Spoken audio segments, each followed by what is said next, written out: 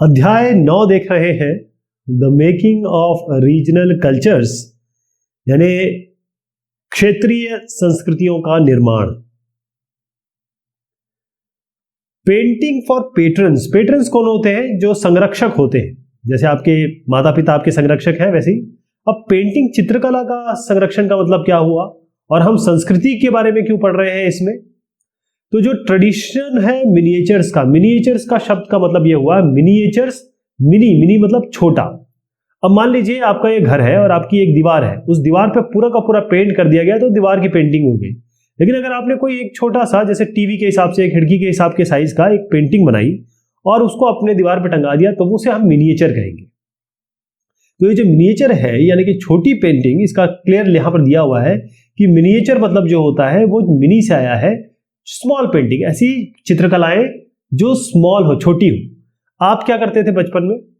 जब आपको पेंटिंग दी जाती थी, बच्चे थे आप, तो एक कागज आपको दिया जाता था और आप क्या करते थे, एक ब्रश लेते थे और अगर पाउडर का कलर हो या गीला कलर हो, उसको लेके यहाँ पर अपना कुछ अपना बनाते थे। खासतौर पे आप जैसे 5th 6th में आए होंगे तो यूं पहाड़ बनाते थे आप, यहाँ से चांद निकल रहा है या सूरज निकल रहा है, यहाँ एक नदी बह रही है, यहाँ एक घर होगा और ये रास्ता होगा यहाँ पे। इस तरीके की पेंटिंग अमूमन सबने बनाई है, यानी आपने हर आदमी ने बनाई है। तो ये जो पेंटिंग बनाई जाती है, और जो वहाँ जिस पेंटिंग की हम बात कर रहे हैं अभी, जनरली किससे बनाई जाती है?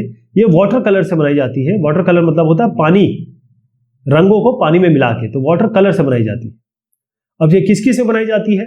ये जैसे कपड़ों पे बनाई जा सकती है, या फिर क्लॉथ पे भी बनाई जा सकती है, कपड़े पे भी, और कागज पे भी, पेपर पे भी बनाई जा सकती है।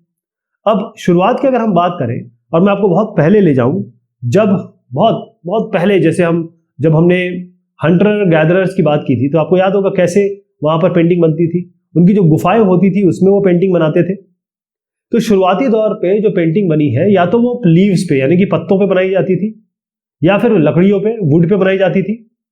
और खासतौर पे अगर हम हिंदुस्तान की बात करें और वेस्टर्न इंडिया की बात करें, देखिए नॉर्थ साउथ ईस्ट वेस्ट, इस पार्ट की बात करें, तो यहां पर बहुत सारे ऐसे जो जैन टेक्स्ट थे, मतलब जैन धर्म में जो भी उनका कंटेंट लिखा था, जैन टेक्स्ट, उसकी मिनिएचर्स बनाई गई, उसकी ये मिनिएचर्स या कहे उसकी चित्रकला बनाई गई, बहुत सुंदर सुंदर।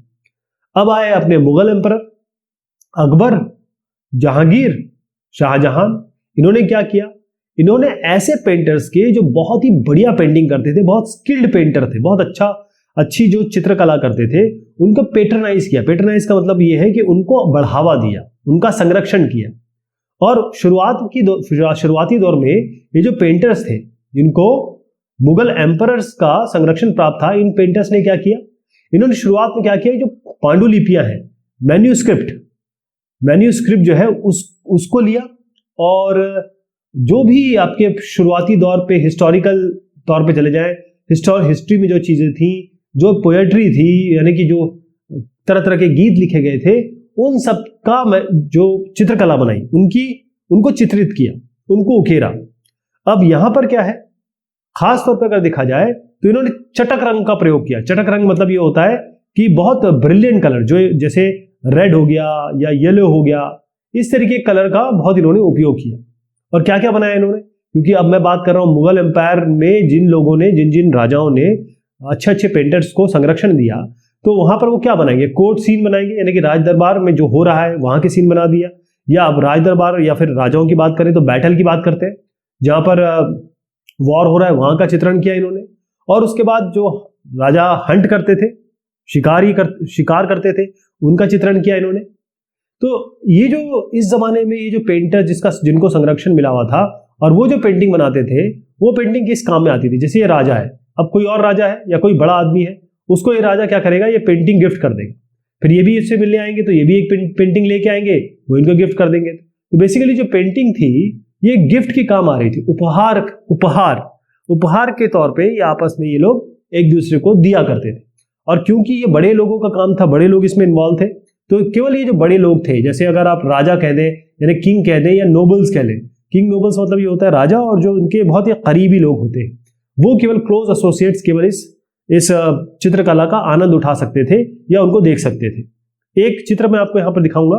जैसे मैंने कहा कि भाई जो हंटिंग होती है, अगर यहाँ पर आप देखें तो जो राजा है वो अभी हंटिंग कर रहे हैं, यानी कि अभी उन्होंने शिकार किया है और वहां पर रेस्ट कर रहे हैं वो, तो उसका मिनिएचर बनाया गया। और आप देखेंगे कि कितना बेहतरीन एक एक चीज आपको रियल लग रही होगी, ऐसा जैसे किसी ने फोटो खींच ली हो, इतनी बेहतरीन चीजें बनाई जाती थी।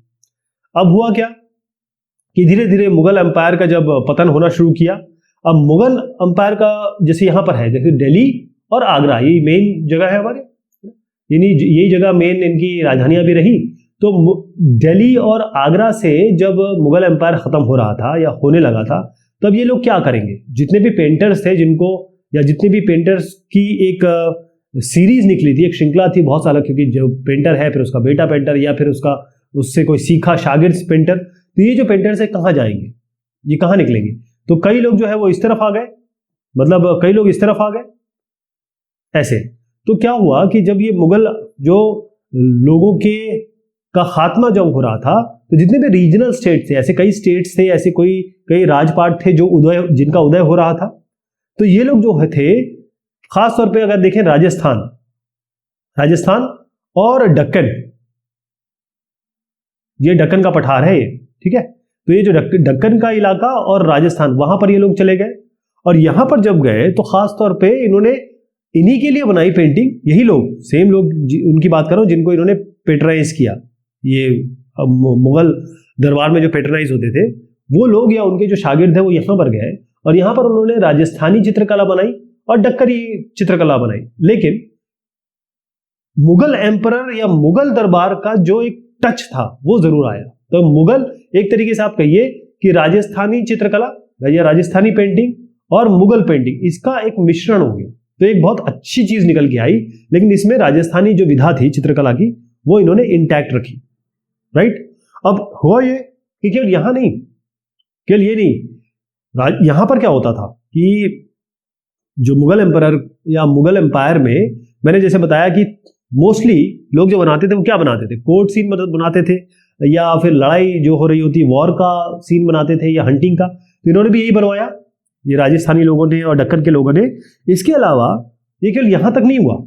अब अगर मैं आपको जगह दिखाऊं, मेवाड़, जोधपुर, बूंदी, कोटा और किशनगढ़, इस जगह पे जो भी माइथोलॉजी थी, मतलब यहां पर जो काव्य चले आ रहे थे, महाकाव्य चले आ रहे थे, शास्त्र चले आ रहे थे, या जो धार्मिक किताबें चली आ रही थी, तो आप माइथोलॉजी कह लीजिए और पोएट्री कह लीजिए।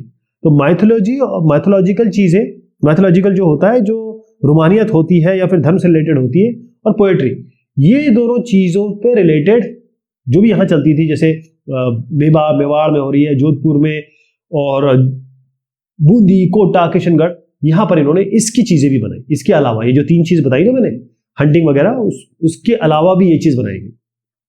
अब क्या हुआ कि एक और रीजन ऐसा हुआ यहां पर, पहले मैं आपको यहां दर्शा दूं, मैं इसकी बात कर रहा हूं, ये मेवाड़ वगैरह इलाका है ना, जोधपुर वगैरह की बात की हमने।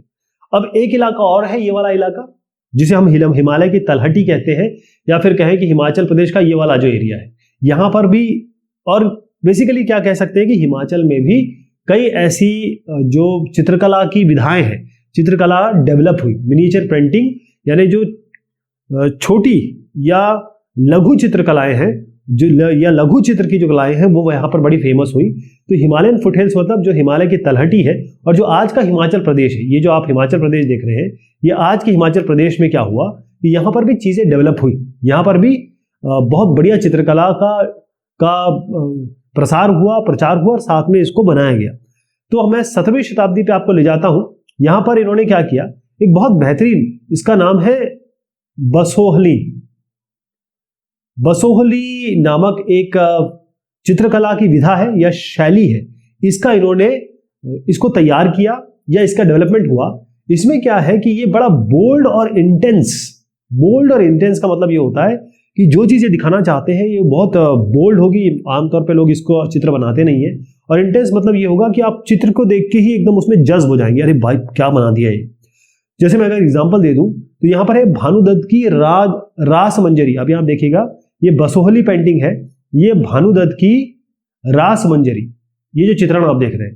तो इसमें क्या दिखाया, इसमें बहुत ऐसी चीजें दिखाई, जैसे अगर प्यार हो रहा है तो बहुत इंटेंस दिखाया, या फिर कोई वॉर हो रहा है तो बहुत इंटेंस दिखाया। इंटेंस मतलब होता है कि बहुत तेज बोल्डनेस के साथ, ये यहाँ पर दिखाया। तो आपको याद रखना है बसोहली, उसके साथ आपको याद रखना है भानुदत्त की रास मंजरी।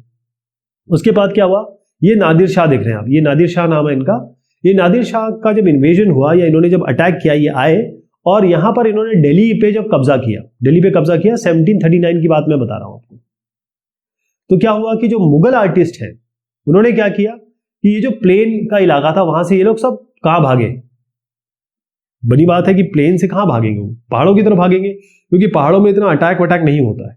लेकिन प्लेन जगह पे, क्योंकि वहां पर नदी होती है, प्लेन इलाका होता है, बहुत सारी फायदे होते हैं प्लेन इलाके के, इसलिए यहां पर इन्होंने नादिर शाह ने अटैक किया। अब लोग फिर भागे यहाँ पर, जो पेंटर्स थे। अब वो बड़े परेशान हुए कि भाई अब क्या करें। मैं आपको यहाँ पर एक चित्र दिखा रहा हूँ, अभी इसी की बात कर रहा हूँ, जो अभी मैं बात करने वाला हूँ वो कांगड़ा का चित्रण दिखा रहा हूँ आपको। यहाँ पर आप देखेंगे ये कृष्ण जी है और यहाँ पर राधा है और राधा की सखी है, और ये पहाड़ी मिनिएचर है, पहाड़ी लघु चित्र है। और कितना कितना क्लीन, कितना साफ, कितना सटल बनाया है इसको कि आंखों को मजा आ जाए।